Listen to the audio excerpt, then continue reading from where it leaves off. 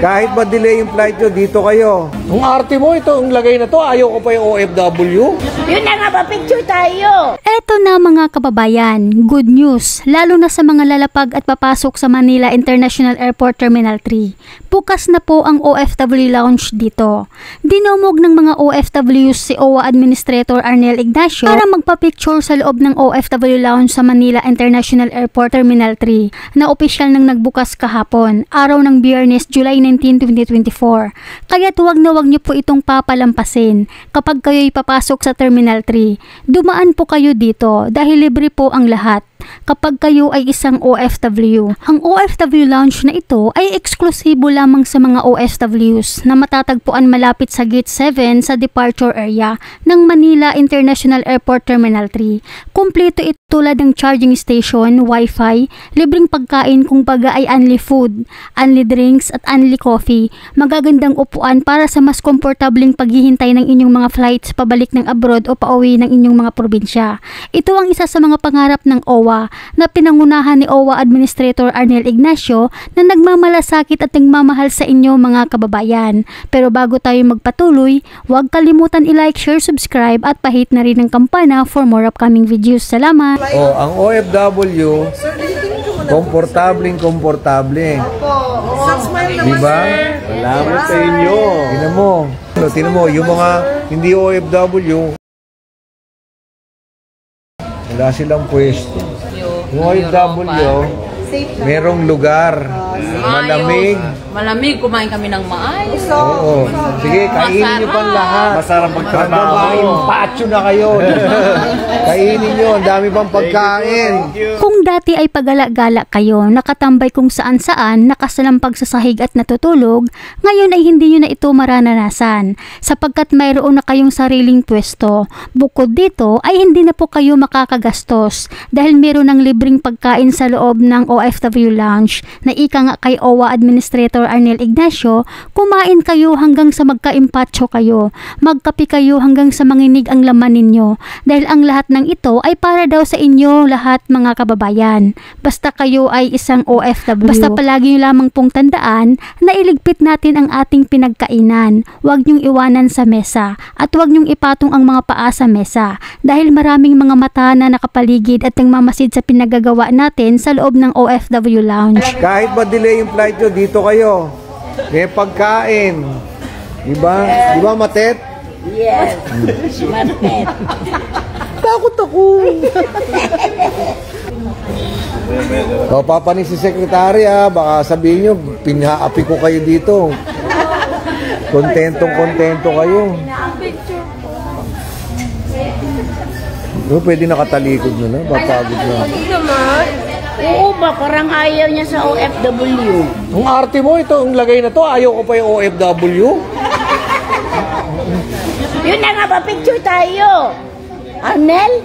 Para makapasok kayo sa OFW Lounge mga kababayan, pagpasok nyo po sa reception ng OFW Lounge, ipakita nyo lamang po ang inyong passport, ID or OWA ID o iba pang mga dokumento na magpapatunay na ikaw ay isang OFW. Kapag naipakita mo na ang mga dokumento na hinihingi nila, meron ka lang fill-upan. Pagkatapos nito ay pwede ka nang mag-enjoy at mag-relax sa loob ng OFW Lounge bago ang boarding time ng inyong flight pabalik ng abroad o pauwi ng probinsya. Narito panoorin natin ang bagong bukas na OFW Lounge sa loob ng Manila International Airport Terminal 3 na malapit sa Gate 7 departure area. Sa lahat ng mga OFW na dadaan dito sa Terminal 3, ito yung lugar nyo Oo, sa sa departure. Paglabas ninyo, makita ninyo ang dito mismo, OFW Lounge. Pasok lang kayo, libre lahat. Ito yung mga pagkain natin, mayroon tayong kape, mayroon tayong Milo, chocolate, juices, yan. Tapos, dito sa kabila, mayroon tayong charging station. Ayan. Dito sa kabila, may mga pagkain tayo. Unlimited lugaw to. Libre ito lahat, libre. Yan, libre lahat to. Yan. Mayroon pa tayong mga chicken. Yan. Walang problema. Kahit mag-delay flight, dito kayo. May pagkain. Ayan. So, ayan. sa mga OFW na uuwi, na babalik ng ibang bansa. Pag nandito kayo sa Terminal 3, mayroon tayong libreng OFW lounge. Pasok kayo, libre charger, libre juices, mga kape, libre mga lugaw, lumi, ayan, mga kakanin. Ayan. So, unlimited to. Oh. Kaya na, uwi. Ayan.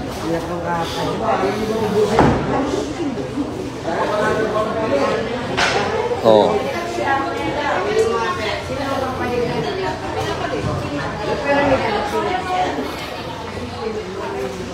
Pasok kayo, pasok. OFW ba kayo? O, pasok. Doon. Huwag kayo magtambay dyan. Para sa inyo to.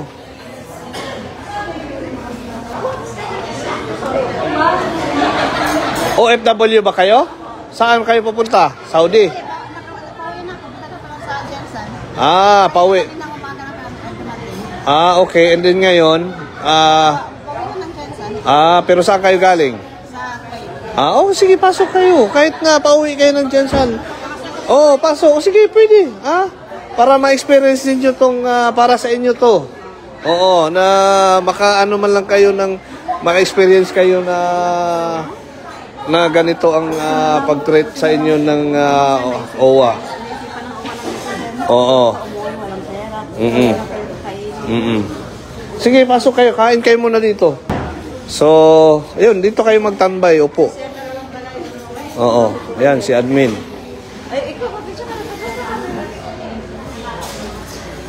Libre, libre. Russell, libre kain dito, libre.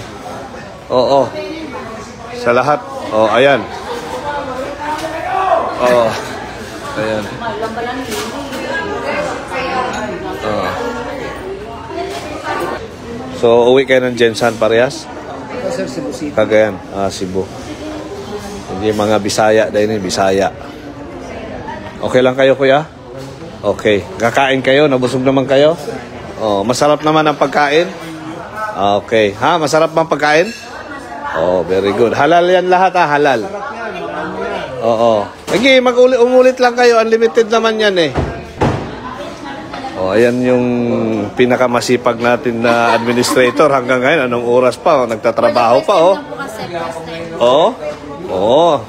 Yabang na. Oh, anong ma-advise mo sa 400 natin na viewers? O, yung 400 na viewers, o yung mga OFW, sige, maganda pa kayo nire-reklamo. Ano naman, sasabihin nyo naman, scholarship, mahirap kunin, natural. Bakit naman pamigay ko ng scholarship? 400 caps. Kaya yan. Kahit sa araw kayo mag-400, mangiligan naman sa kakape. May charging station. Unlimited lugaw. Unlimited ang lugaw, magtae kayo. So, ayun. Kumain kayo. Kain kayo ng kain. Kape kayo ng kape dyan. Oh. Okay naman ang wifi, naka-access kayo. Mabilis naman. Oh.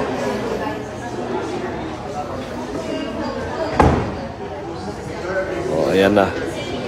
So,